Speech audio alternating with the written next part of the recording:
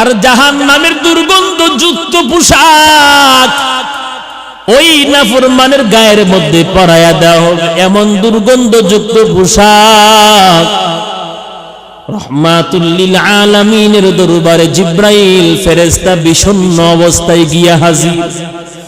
নবী ডাক দেয়া বলে, ও ভাই জিব্রাইল, কেন তোমাকে এত বিষণ্ণ দেখা যায়?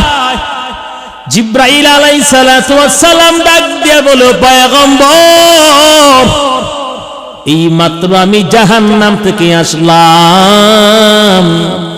ও নবী, জাহান্নামীদের গায়ের মধ্যে আল্লাহ পাক এত দুর্গন্ধযুক্ত পোশাক পরাবে,